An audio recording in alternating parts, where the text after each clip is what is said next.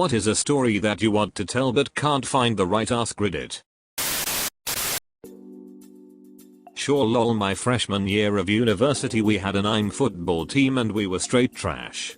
I'm talking blown out every game without scoring a single point all year trash. Anyways, last game of the year we are down like 35 or something points with time dwindling. But somehow the other team had busted coverage that allowed our guy to get down the field and score a TD. Our team went freaking nuts like it was 1999. Guys on the sidelines running on the field. Guys hugging like we had won the Super Bowl. Guys diving on top of the dude who scored. I'm talking like last second victory in the championship game of our inspirational football movie celebration. Refs were just other students and the other team was pretty chill, so they basically let us finish up our wild celebration and kill like 2 minutes of the running clock celebrating. We ended up losing like 35-7 or whatever, but it was still one of the greatest moments of my freshman year because of how stupid it was. This reminds me of an ex's little brother. He was 6-7 at the time, playing soccer in a kids team. They were beyond bad. One day, after a match, he came home super happy. He was running from the car, both hands in the air doing V signs, screaming his lungs out. I got excited for him and asked him if they had won. As cheerily as before, he proclaimed that they only lost by 12 points, as they had actually scored a goal. The first goal for over 14 matches, where they usually lost by at least 15 points. My cousin used to play in the NFL. One game, he gave us family passes so we could meet up with him in the players' family tent after the game. Watched the game, went down there, and I had to pee. I remember I had passed a security guard when we arrived in the area and went back to that spot to see if they could tell me where a bathroom was because I couldn't find anyone else that worked there. The security guard was nowhere to be found and I really had to pee, so I followed a long hallway back and the only thing at the end of the hallway was a set of giant double doors. I opened one and started walking into the locker room. Looked up, saw some of the players changing, 1 or 2 in towels, and definitely a couple with everything hanging out. I'm just this little 5 feet 2 inches female that wasn't even wearing a jersey from their team. I had a Pro Bowl jersey on of a player from a different team, and I walked right on into an NFL locker room like it was my business to be in there, and then I walked right on out. Never told my cousin and never told anyone in my family. Was definitely super embarrassed at the time. Now it's just funny. I have an elderly neighbor who lives upstairs. I don't know his name, so I'm going to call him Fred for the sake of this story.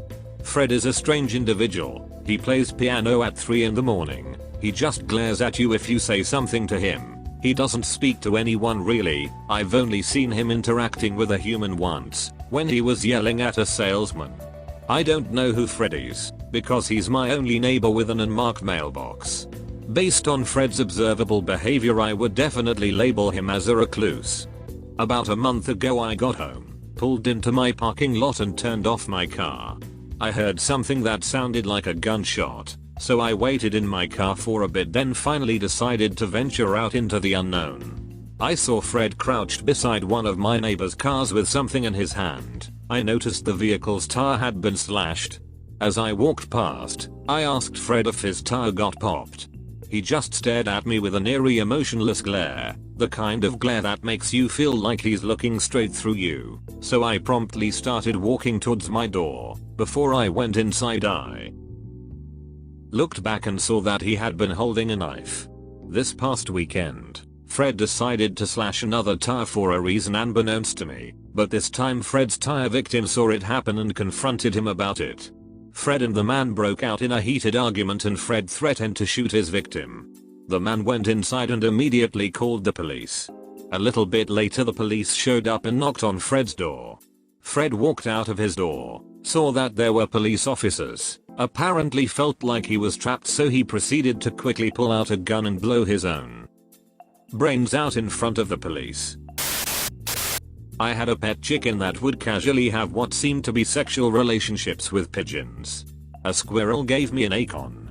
Birds have craped on my pizzas twice.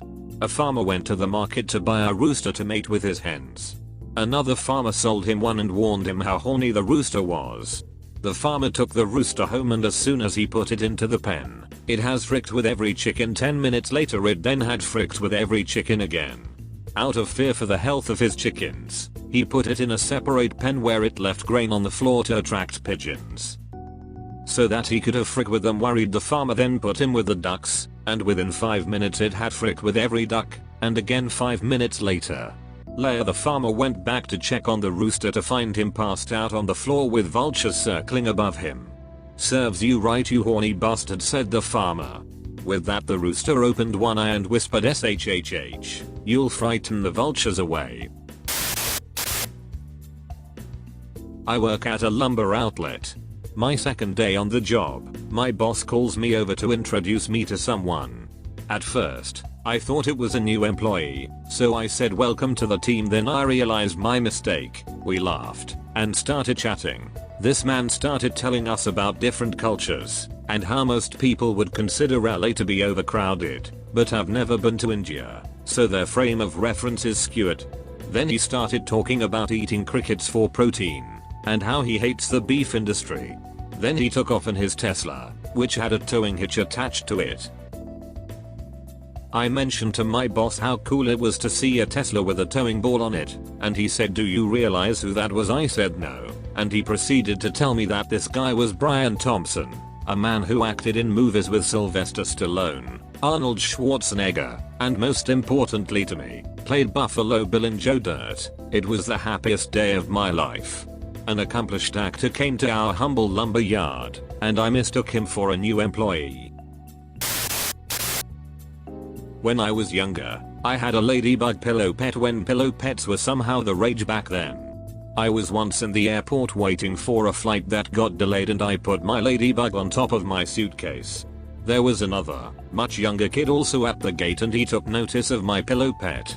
His mom asked me if I could let him borrow it to play, and I gave her the go ahead. The kid was immediately ecstatic and started throwing the ladybug up in the air to catch it. He was overall just having a fun time playing while I watched. And I went to walk around the airport to find a place to eat before boarding call, and when we came back, we found the kid sleeping on the seats while resting his head on the pillow pet. His mom thanked us for letting her son play with my plush, and when we were called to board, she gave back the pillow to me so I could use it for the flight. I hate waiting at the airport and having to deal with the occasional unfriendly traveler.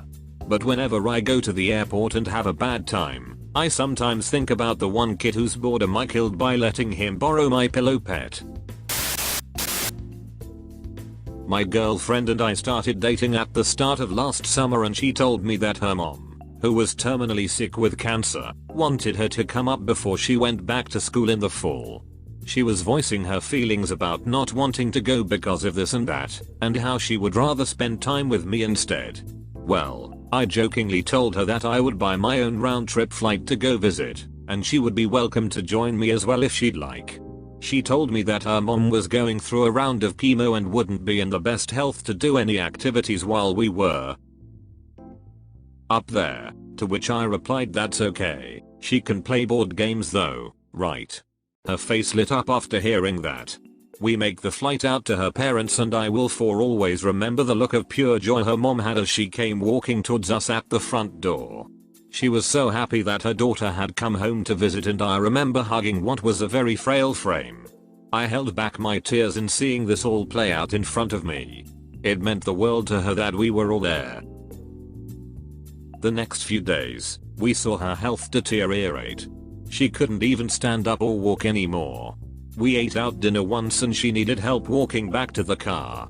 It was mind-numbing to see, as I've never personally seen someone fighting cancer chemo. We got to play board games every night, and that's where we bonded over silly little things.